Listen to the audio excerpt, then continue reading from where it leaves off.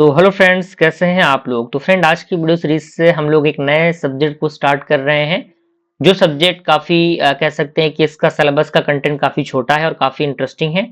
और ये आपके सीजीपीएस जीपीए को गेन करने में मदद करने वाले सब्जेक्ट होते हैं, जिस सब्जेक्ट का नाम है प्रोजेक्ट मैनेजमेंट। तो आपको पता होना चाहिए कि इस सब्जेक्ट के अंदर मात्र आपको 3 ही यूनिट पढ़ने हैं। तो आज की वीडियो सीरीज के अंदर हम लोग यूनिट नंबर 1 को अच्छी तरीके से कवर अप करेंगे।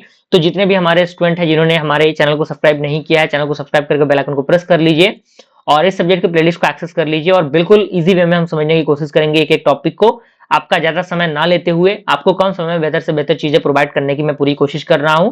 और टेलीग्राम ग्रुप में जुड़ जाइएगा, जिससे कि अगर आपको कोई नोट्स वगैरह एक्सेस करना है तो आप टेलीग्राम के माध्यम से डायरेक्टली मुझसे कॉन्टेक्ट करके नोट्स वगैरह एक्सेस कर सकते हैं। ठीक है, तो आइए स्टार्ट करते हैं बिना किसी इंतजार के। यूनिट नंबर 1 का पूरा सिलेबस आपके इंटरफेस में नजर आ रहा है। सबसे पहला टॉपिक आपका आता है कन्वेंशनल सॉफ्टवेयर मैनेजमेंट। मीनिंग इसका क्या होता है भाई? तो traditional approach of managing software project using, यानी एक ट्रेडिशनल अप्रोच होता है जिससे कि सॉफ्टवेयर जो प्रोजेक्ट है उनको मैनेज किया जा सकता है। किसके द्वारा?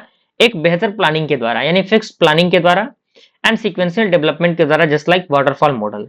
क्लियर है?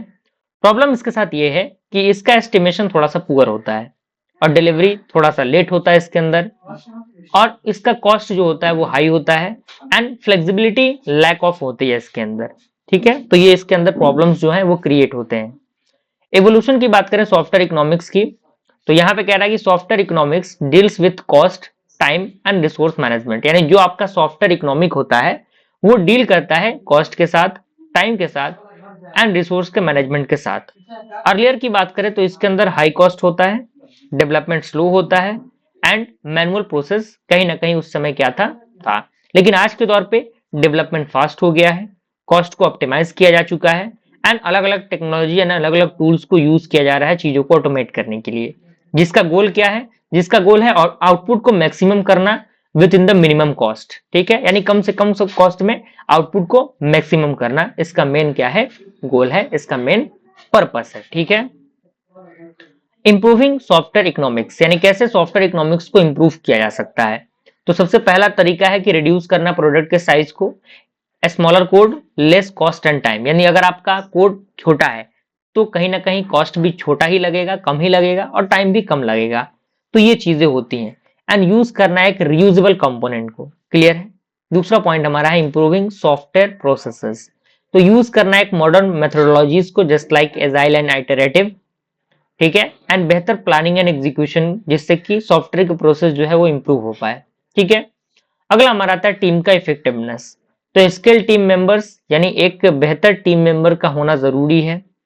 क्लियर कम्युनिकेशन होना चाहिए एंड प्रॉपर जो रोल डिस्ट्रीब्यूशन है वो होना चाहिए कि इस बंदे का रोल ये है, इसका ये है। तो एक प्रॉपर रोल डिस्ट्रीब्यूशन के साथ काम होगा तो चीजें कहीं ना कहीं बेहतर बनेंगी और टीम जो है काफी इफेक्टिव तरीके से काम करेगा।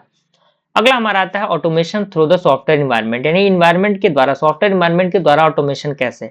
तो यूज करना टूल को फॉर द कोडिंग, यानी अलग अलग टूल को यूज करना कोडिंग के लिए, टेस्टिंग के लिए, डिप्लॉयमेंट के लिए, जिसमें आपका IDEs, CI and CDs tools होती हैं।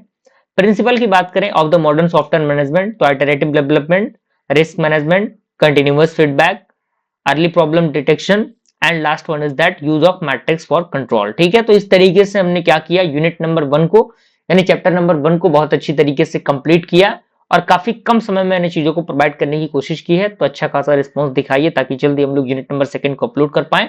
मिलते हैं फ्रेंड्स अगले वीडियो में, तब तक के लिए थैंक यू।